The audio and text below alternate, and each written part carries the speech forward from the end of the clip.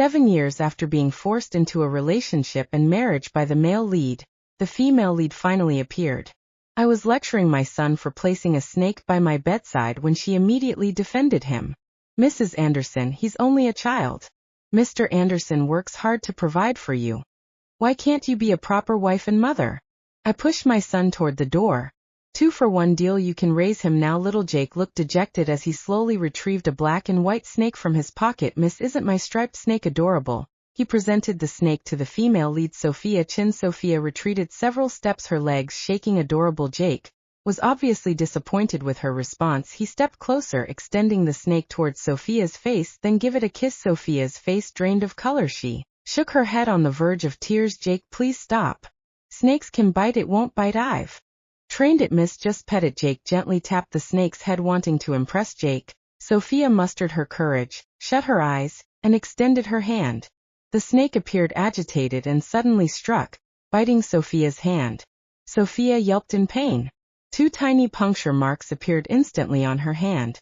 Blood began to seep through, stark against her fair skin. Jake smiled wickedly, the expression identical to his father Nathan Anderson's careless malice. "Oh well, it's shy around strangers." He leisurely returned the snake to his pocket. "Mom usually feeds it during school hours. It only knows Mom's smell. It gets upset when others handle it." Sophia clutched her wounded hand, tears falling freely. "Jake, how could you? I only came to collect files for Mr. Anderson." "What are you crying for?" Jake scowled, perfectly mimicking Nathan when he reprimanded staff. "It's harmless, you'll survive. Come with me to Dad's company, and I'll make him cover your doctor bills." I disregarded the chaos outside, returned to bed, adjusted to my preferred position, and shut my eyes for more sleep. Thanks to the female lead, she finally removed that little troublemaker. This sleep was particularly deep. I awoke to darkness outside. The bedroom door opened softly. Nathan's familiar footsteps approached, accompanied by his signature pine scent. I kept my eyes closed, feigning sleep. He approached the bed, leaned down to wind my hair around his finger, and whispered, "Sophia stopped by. She's downstairs waiting for dinner."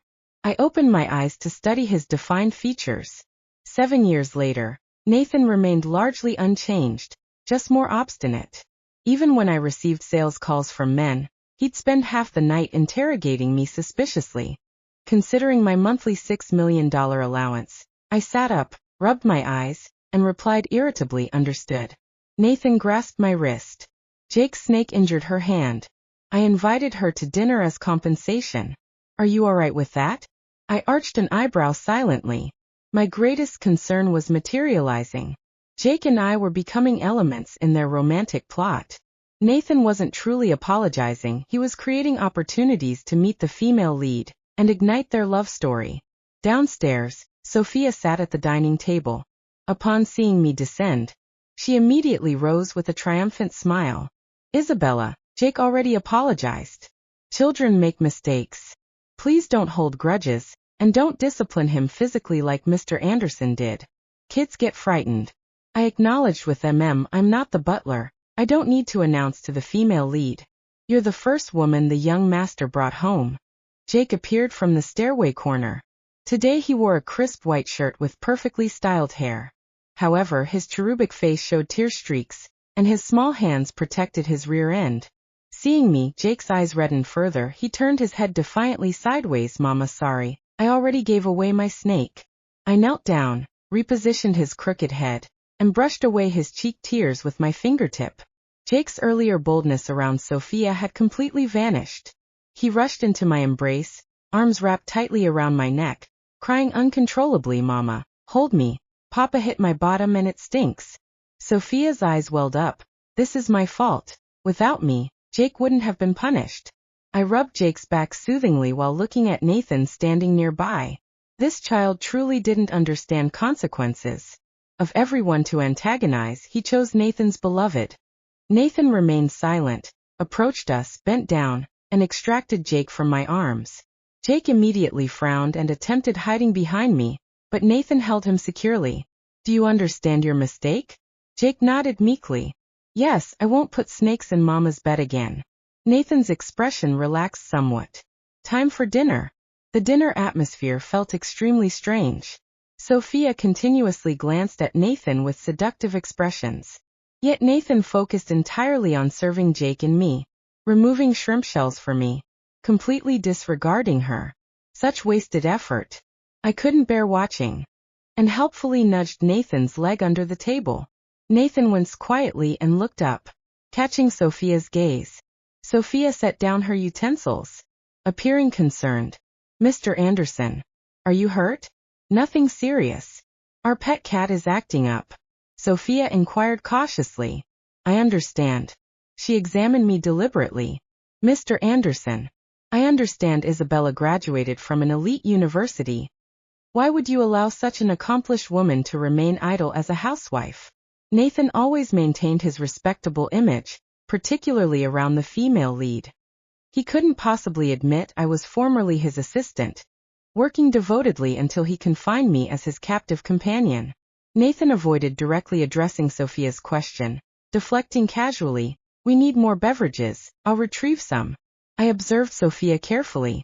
She likely intended using this conversation to suggest I was merely a dependent burden on Nathan. No need for concern, Miss Chen, we're preparing for divorce. Loving the female lead was Nathan's predetermined fate. With her arrival, Nathan would naturally lose fascination with me. He was already redirecting his focus toward pursuing Sophia. At last, my liberation was approaching. Jake, munching on spare ribs, spoke indistinctly, will Mama work as someone's assistant again?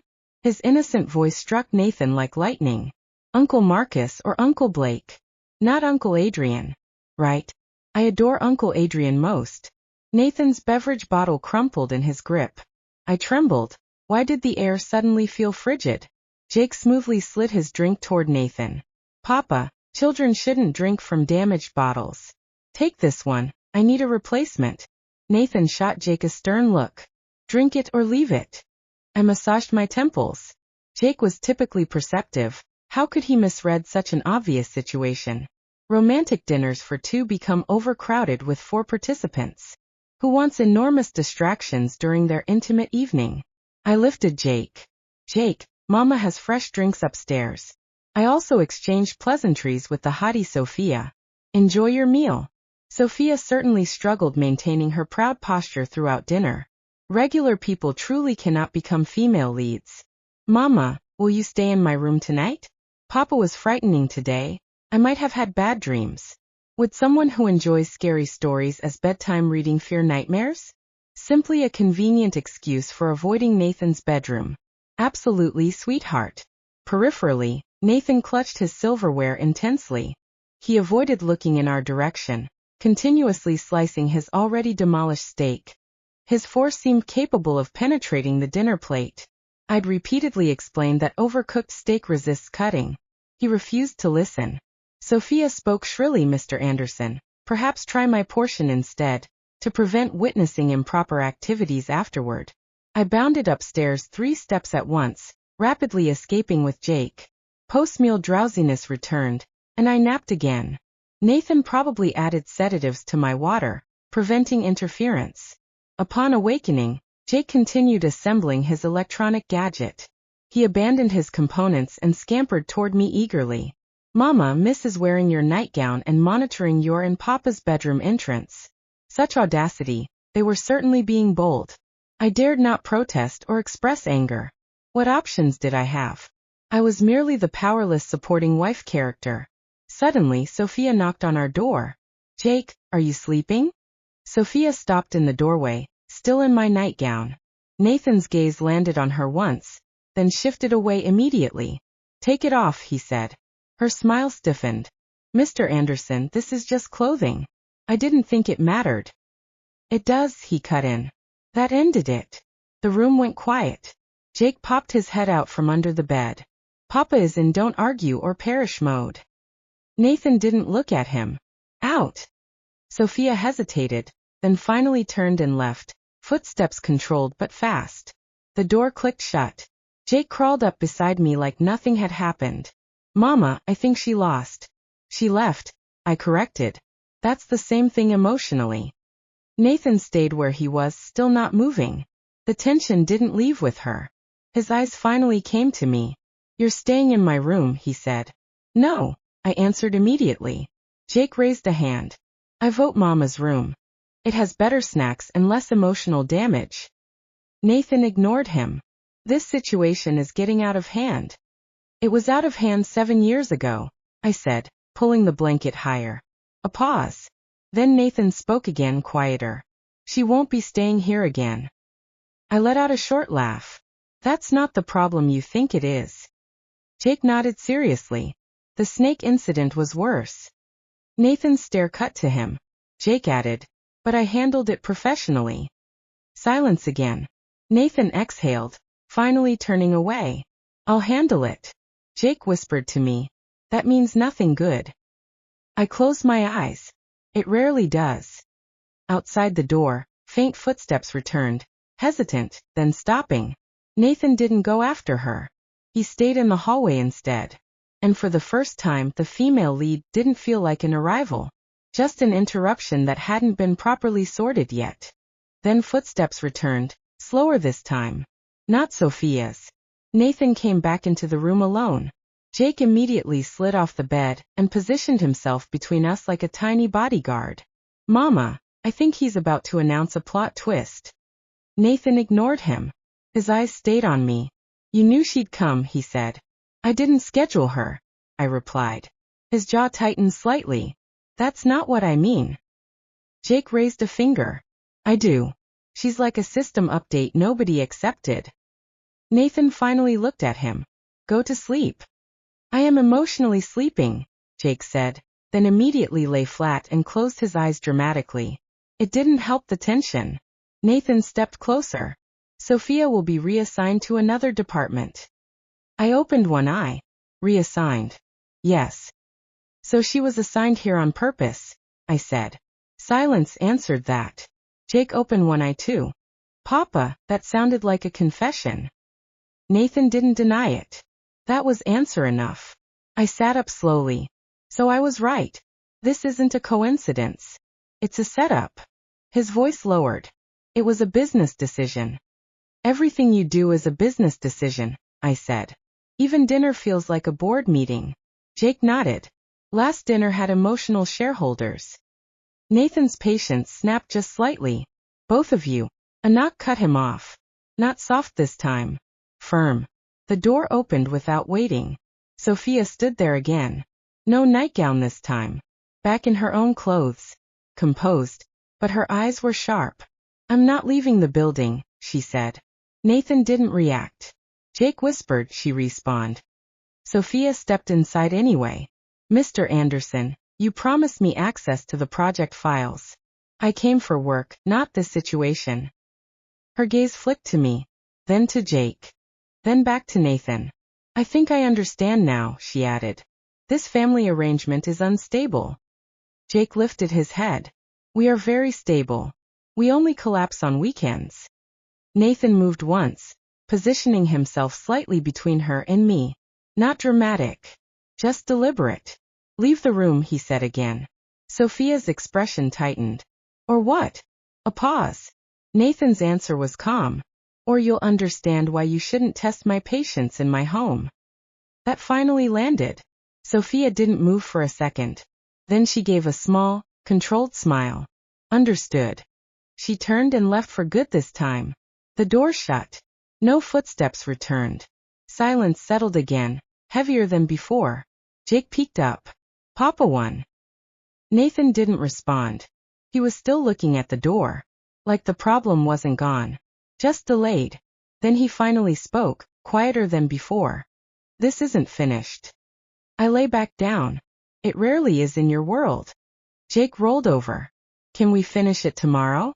I have school and emotional recovery scheduled. No one answered him. But for the first time that night, Nathan didn't argue. He just stood there. And stayed. Nathan stayed standing for a few seconds too long. Like he was waiting for the room to admit there was still an unsolved equation floating in it. Then Jake ruined the seriousness on purpose. He sat up suddenly. Wait. So is she done respawning or do we need a patch update? Nathan didn't look at him. Go to bed. I tried, Jake said. But the plot kept loading. I pulled the blanket higher. If you two are done auditing reality, I'd like to sleep. That finally got Nathan moving again, but not out. He walked to the bedside table, picked up a glass of water, then paused like it might be evidence in a case. Jake squinted. Is that safe water or corporate water? It's water, Nathan said. Jake nodded slowly. That's what they want you to think. Nathan ignored him and placed the glass down beside me. A beat. Then very casually he added, the board won't escalate further. I opened one eye. That sounded less like confidence and more like hope. It's both, he admitted. Jake pointed at him. Papa just unlocked emotional DLC. Nathan exhaled through his nose. Stop speaking like that. I can't, Jake said. It's my personality now. Silence settled again, but this time it wasn't sharp. Just tired. Nathan finally looked at me properly. You're not part of any restructuring. I raised an eyebrow. That's new. It was never meant to involve you, he said. Jake muttered from the bed. Famous last words in every family documentary. Nathan shot him a look. Jake immediately closed his eyes. I am asleep again. I let out a small laugh despite myself. Nathan's gaze softened just slightly, barely noticeable, like a setting changing under the surface. Then from the hallway, a faint sound. A knock. All three of us froze. Jake whispered. If it's Sophia again, I'm charging rent. The door opened a crack. A staff member peeked in, nervous. Sir, the legal team says the petition was withdrawn. Nathan blinked once. Withdrawn? Yes. Immediately. A pause. Jake sat up. Wow. She got uninstalled fast. The staff member hesitated. And there's a message from the board. Nathan took it. Read it once. Then twice. His expression didn't change much, but something in his posture loosened, like a knot deciding it didn't want to exist anymore. Jake leaned forward. Is it good news or sequel setup? Nathan handed the paper over. Jake read aloud, squinting. Recommendation. Avoid further domestic disruptions caused by unapproved narrative individuals. He paused. Am I narrative individuals? I covered my face. Nathan finally spoke. They're backing off. Jake nodded seriously. So we won. No, I said. We survived paperwork. That earned a small pause. Then Jake lay back down. Same thing in different fonts. Nathan didn't argue. He just stood there a moment longer, then turned toward the door. Before leaving, he stopped. Not dramatic. Not heavy. Just normal. If anything else comes up, he said, glancing at both of us, don't escalate it without me. Jake raised a hand. I cannot promise that. I am emotionally impulsive. Nathan actually paused at that. Then almost reluctantly, try anyway. And for the first time, he left the room without the feeling that the story was about to collapse again. Jake waited until he was gone, then whispered, Mama. What? I think we're the main characters again. I sighed, pulling the blanket over my head. Let's not test that theory. Unfortunately, the universe took that as a challenge. The next morning, I was awakened by a blood-curdling scream. Not unusual in this house. What was unusual was that it came from Nathan. I sat bolt upright. Jake was already out of bed. Mama, he shouted excitedly. Papa made a sound. We sprinted downstairs. The entire household staff was gathered around the kitchen. Nathan stood frozen in the middle of the room. His suit jacket was gone. His tie was gone. His hair was a disaster. And perched majestically on his shoulder was a bright green parrot. The bird looked at everyone and declared loudly, Divorce Nathan. Divorce Nathan. The kitchen fell silent. I nearly choked. Jake dropped to his knees laughing. Nathan looked ready to commit several felonies. The parrot puffed up proudly. Divorce Nathan. Free Isabella. I slowly turned toward my son. Jake immediately pointed at the ceiling. Not me. The parrot bobbed its head. Jake did it. Traitor. Nathan closed his eyes. Very slowly. Jacob. Jake was still laughing too hard to breathe. It was a science project. A science project. Behavioral conditioning. Nathan pinched the bridge of his nose. The bird has been here for 3 days. Jake nodded. It learns fast. The parrot suddenly spotted me. Its eyes lit up. Mama beautiful. Then it looked at Nathan. Papa problem. The staff completely lost control. Several maids had to leave the room. One butler was openly crying from laughter. Nathan's expression suggested mass unemployment was imminent. At that exact moment, the front door opened. And who should walk in but Sophia? She froze. The parrot froze. Everyone froze. Then the bird happily yelled. Bad timing, Sophia. I bent over the counter. Jake slid behind me for protection. Nathan looked like he wanted the earth to swallow him whole. Sophia stared at the bird. The bird stared back. Then it tilted its head. Second female lead detected. The entire kitchen exploded. Even I couldn't hold it together anymore. Sophia stood there in complete disbelief. Why does your parrot know who I am? Jake answered immediately. Oh, that's not our parrot. Silence. Sophia blinked. What? Jake pointed toward the open window. We found him yesterday. The bird nodded. Found me yesterday. Another pause. Then it proudly announced. I know secrets. Nathan's eyes narrowed instantly. Jake's eyes widened instantly. My eyes widened instantly. The bird puffed out its chest. I know who ate the evidence chocolate. Jake gasped. The little traitor looked genuinely terrified. The parrot swung its head toward him. It was Jake. You said you knew secrets, not crimes. The bird considered this. Then nodded. Fair. At that point, even Nathan gave up. He sat down at the breakfast table. The parrot immediately hopped onto his head. Nathan didn't even react anymore. The man had finally reached enlightenment. Or exhaustion. Possibly both. And that was how breakfast began. Sophia standing in the doorway questioning her life choices. Jake negotiating with a blackmailing parrot. Me trying not to laugh.